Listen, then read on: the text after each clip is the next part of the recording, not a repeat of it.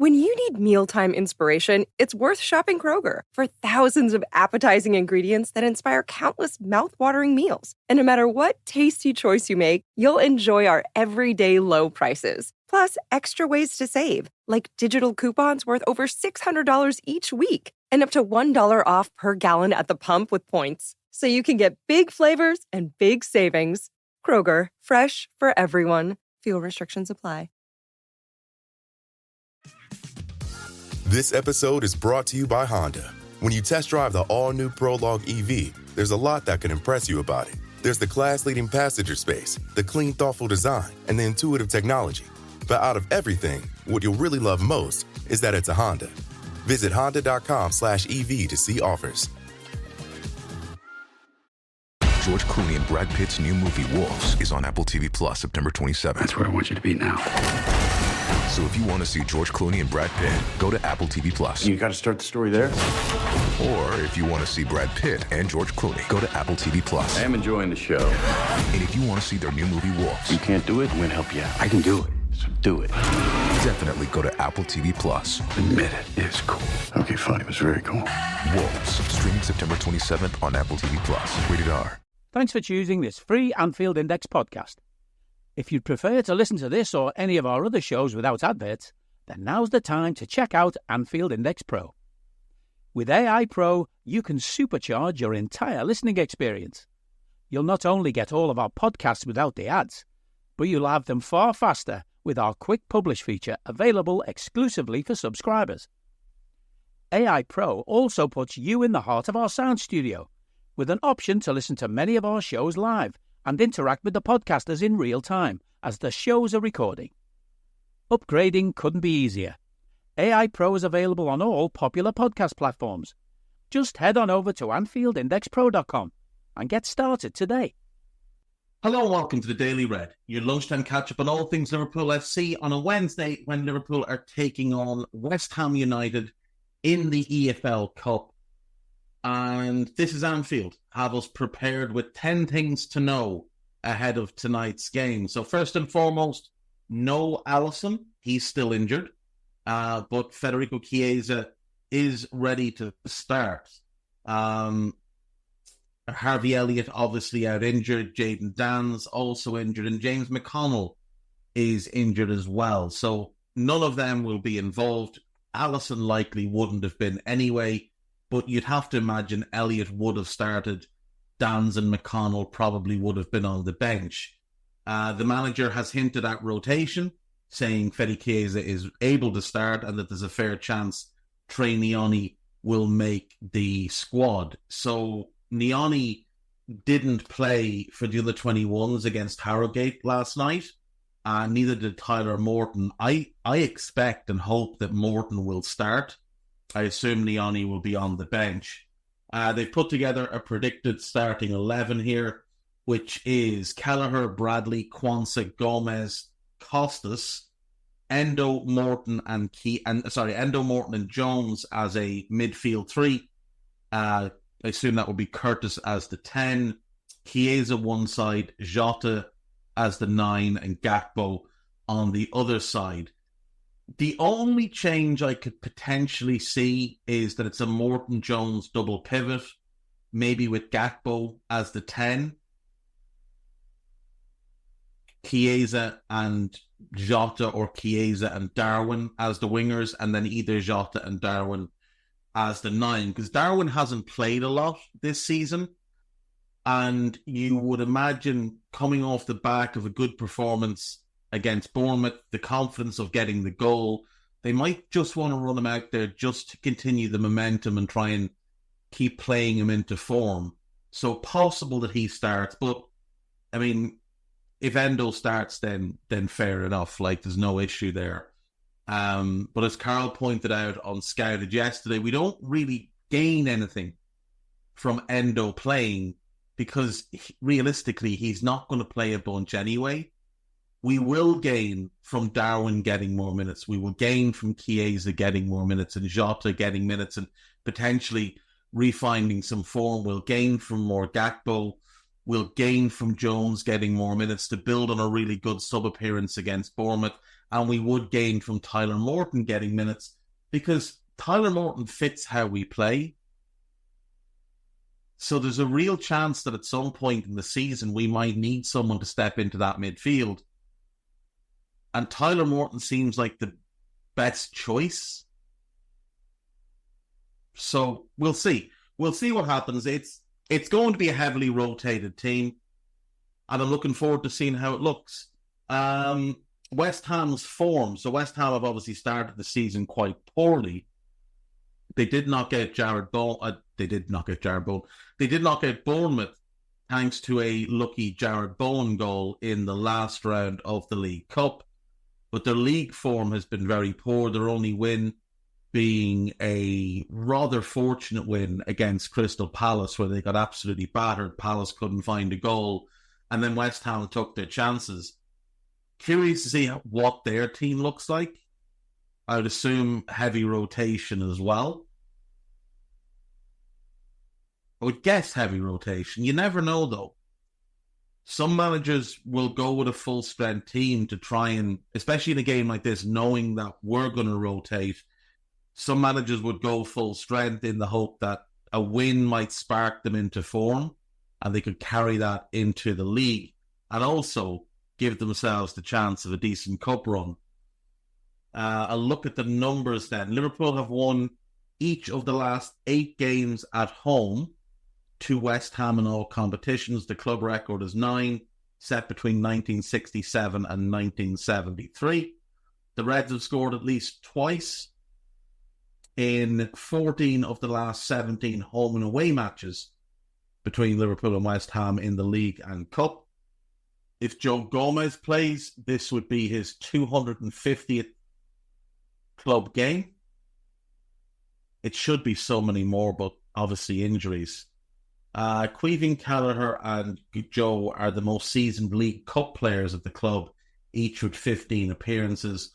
Only one Liverpool manager has lost his first League Cup game in charge, and that was, of course, Roy Evans. A dreadful set of lads. That was a penalty shootout at home to formidable Northampton. Yeah. Arne, in his press conference, hinted that Ali will probably not make the weekend as well. He said it's going to be very tight. My guess is if there's any doubt at all, he doesn't play. But Queeving is absolutely fine, so there's no issue there. Who's left in the competition? So, Southampton, Wolves... Everton, Wolves and Fulham are gone. Southampton are still there. Let's actually have a look at this, because there was games last night. City won, Villa won, Chelsea won, and Leicester won on penalties. So Stoke are through. They beat Fleetwood on penalties. Preston are through. They beat Fulham on penalties. Brentford are through. Palace are through. Southampton beat Everton on penalties. Sheffield Wednesday are through. United are through. Brighton are through. Spurs, Leicester, City, Chelsea, and Villa. Tonight, Arsenal play Bolton, so you can just put Arsenal through. And then next Tuesday, Newcastle play AFC Wimbledon. That game was meant to be last night, or was it tonight? Either way, it doesn't really matter. But it had to be postponed because the pitch at AFC Wimbledon is waterlogged and looking like it might actually just be destroyed, which could be problematic for them. So, I mean, there's plenty of straightforward fourth round opponents there for us. If we could grab, Stoke, Preston, Sheffield Wednesday, Leicester, any of them would be very favourable. Even Brentford, to be fair, obviously, they're a Premier League team, but we should be able to beat them either home or away. You wouldn't say no to United because they're not very good. Spurs, it just depends what day of the week it is for them and where the game is played, but you'd fancy us to beat them. You'd fancy us to beat Chelsea. City and Arsenal are the two to really just avoid in the next round if you want to progress. Now, I've said before, I don't really care. I'd be happy enough to go out because I'd rather less games, because I'd rather us focus on the league, especially now with Rodri out injured, and the opportunity that that's presented for somebody to maybe just take the crown from City. But if people want a cup run, and some people do, then any of the other clubs, and Southampton, I didn't include them, they'd be a favourable draw as well, because obviously they're not very good. But yeah, I mean, there's only two teams in the tournament that you would worry about us against. And that's City and Arsenal. And if the game's at home, you'd fancy us to beat either of them. So if we want a cup run and we want to win this competition, it is there. These are all open to us now. That's the difference between when Arne's taken over from Jurgen and when Jurgen took over from Brendan. Because Brendan didn't leave behind a team capable of winning. Jurgen obviously got to 2 finals, but we lost both. Brendan hadn't left a high-quality group behind him. He left a bit of a mess. Jurgen's left a pretty strong group. There's some messy issues. The contract situations, obviously a lot of the backroom staff stuff, that's mostly been sorted now. The contracts, we'll hopefully hear more news in the coming weeks. But the playing squad had very few holes. There's a couple. There's 2 glaring ones. There's a couple of other things you'd like to change. But by and large, the group of players is probably the best any manager has inherited at the club since Joe Fagan. When you need mealtime inspiration, it's worth shopping Kroger for thousands of appetizing ingredients that inspire countless mouth-watering meals. And no matter what tasty choice you make, you'll enjoy our everyday low prices. Plus, extra ways to save, like digital coupons worth over $600 each week and up to $1 off per gallon at the pump with points. So you can get big flavors and big savings. Kroger, fresh for everyone. Fuel restrictions apply. Jewelry isn't a gift you give just once. It's a way to remind your loved one of a beautiful moment every time they see it. Blue Nile can help you find the gift that says how you feel and says it beautifully, with expert guidance and a wide assortment of jewelry of the highest quality at the best price. Go to BlueNile.com and experience the convenience of shopping Blue Nile, the original online jeweler since 1999. That's BlueNile.com to find the perfect jewelry gift for any occasion. BlueNile.com. This episode is brought to you by Microsoft Azure. Turn your ideas into reality with an Azure free account. Get everything you need to develop apps across cloud and hybrid environments, scale workloads, create cloud-connected mobile experiences, and so much more. Discover what you can create with popular services free for 12 months. Learn more at azure.com. That's AZURE.com. And sign up for a free account to start building in the cloud today. Yeah, that'd be fair, wouldn't it? I think even when Kenny took over, there was a few of the players from the Paisley era that had sort of reached the end of the road, so Kenny had to do a bit more. But you could argue Kenny the first time around did inherit a very good squad. Won the double in his first year, in fairness. But it's not like when Roy Evans took over from Souness, or when Houllier took over from Evans and there was issues with the squad, or when Rafa took over from Houllier, or when Roy took over from Rafa, or when Kenny took over from Roy, or when Brendan took over from Kenny, or when Jurgen took over from Brendan. It's not like those situations where the squad needed a lot of work. There are things we absolutely need to do, but by and large, it's a pretty strong group.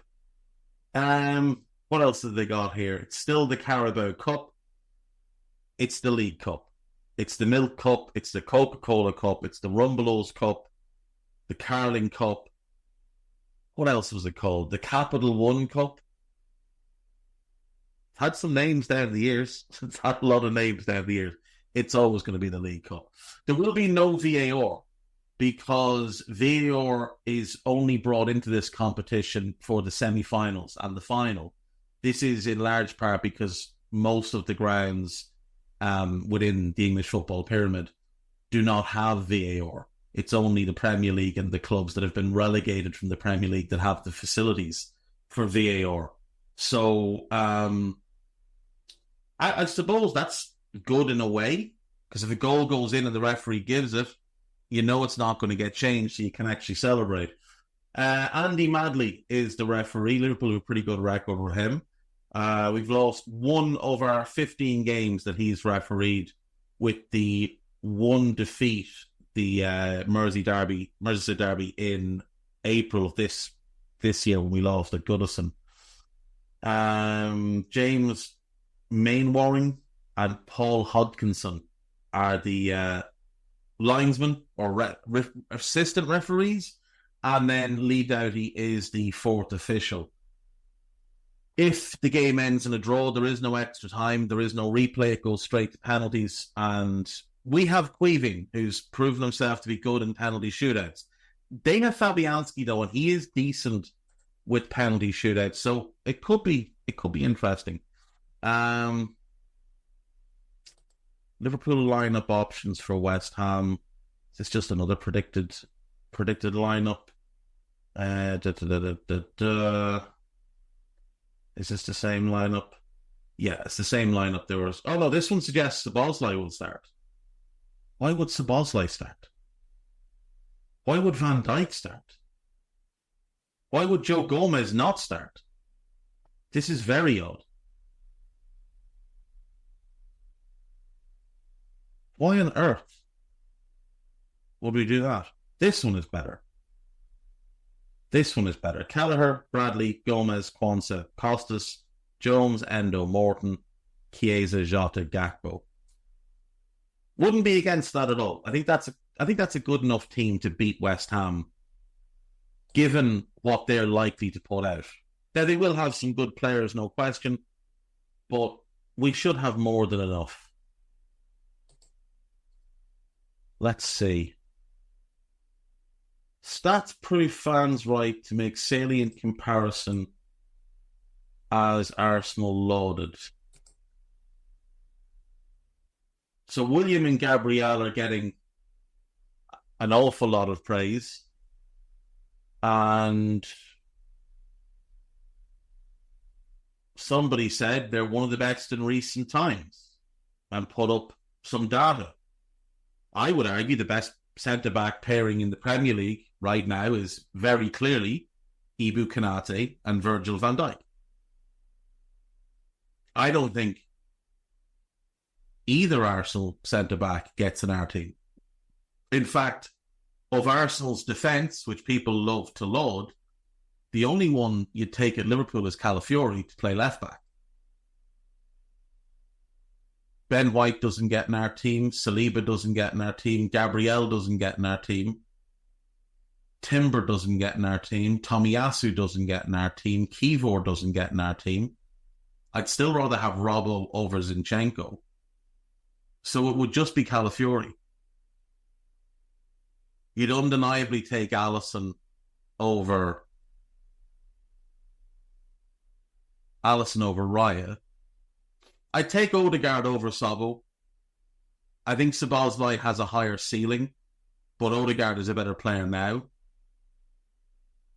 Thomas Partey is a dreadful set of lads, but he is a better player than Ryan Gravenberch at this point, and he's a better 6 by a considerable margin. Gravenberch has a much higher ceiling as a footballer than Partey. Much higher ceiling. But for now, Partey's still a better player, and as a 6, he's a much better player. As an 8, I'd rather Alexis than Declan Rice. Declan Rice can run more, and he's bigger, but Alexis is a much better footballer. Take Salah over Saka. I take our 9 options over their 9 options. Like, I take Darwin and Jota over Havertz and Gabriel Jesus. And I take Diaz over Martinelli. When I hear people talk about what a great team they are, I wonder what they're talking about. They spent an awful lot of money. They're very well organised. They're very strong defensively. if we wanted to play like that, if we wanted to just bed in and play with 4 centre-backs, given the 2 we have in the middle, if we put Joe Gomez at right back and someone of a similar mould on the left back, I reckon we concede less than 20 in a Premier League season, given how good Virgil and Ibu are. And Alisson, obviously. And then if we put 2 sitting midfielders in front of them, and let's say Alexis in the Odegaard role, I think we absolutely just kill teams. Nobody score on us. But that's not the way we play. And like, when you look at this Saliba-Gabriel pairing, and the XG conceded, minimum 17 games together. So Saliba and Gabriel last season, 0.89. That's pretty good. It's pretty good. But 21-22, Matip Van Dijk, 0.76, which is extraordinary.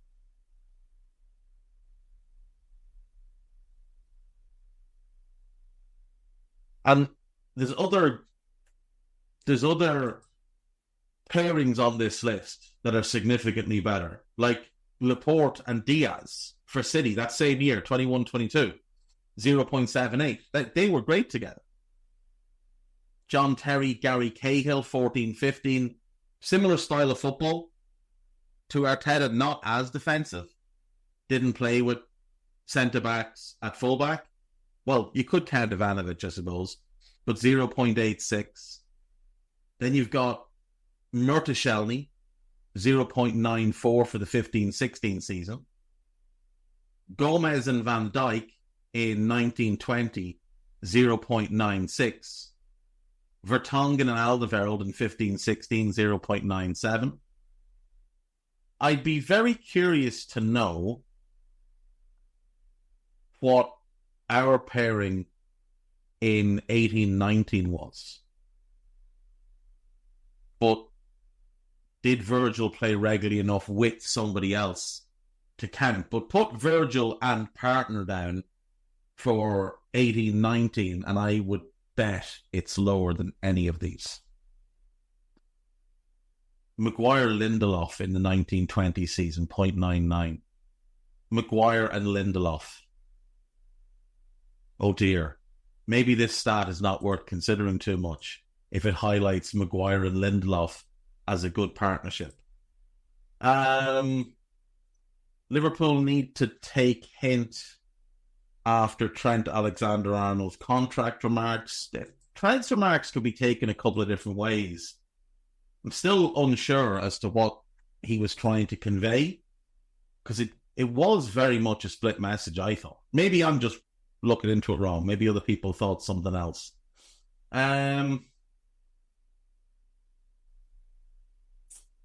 What else do we have here? West Ham manager confirms 1 change versus Liverpool and 27 million striker returns.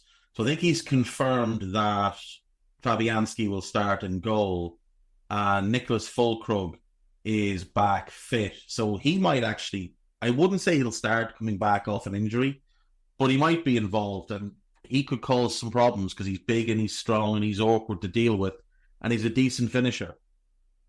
AnfieldIndex.com, there is a piece from last night's Under Pressure pod, or the night before, last night's Under Pressure pod, talking about the tactical mastery that Liverpool displayed. There is a piece about me talking about needing Martin Zubimendi.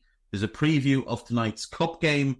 There's a couple more pieces based off of the Under Pressure pod, which are well worth your time having a read of. One about Darwin's role and one about Luis Diaz and his performance and how he's playing and what's different from last year.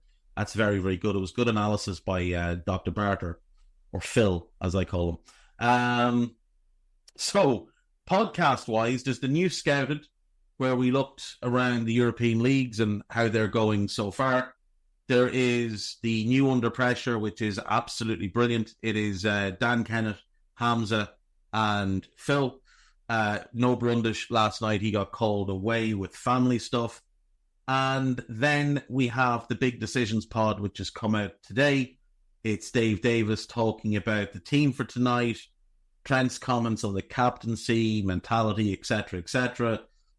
Luis Diaz and our defensive improvement. Yeah, there we go. That's all I have for today.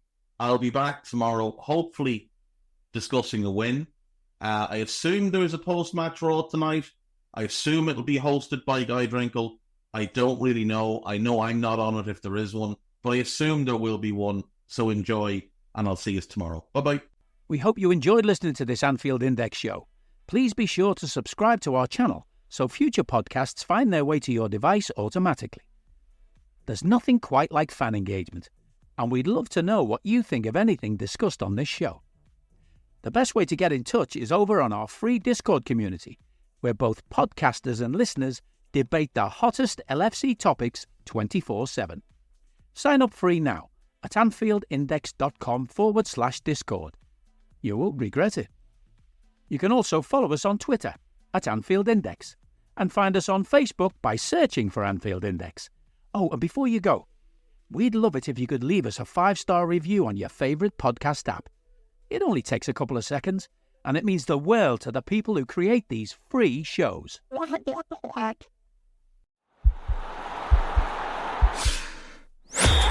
podcast is part of the Sports Social Podcast Network.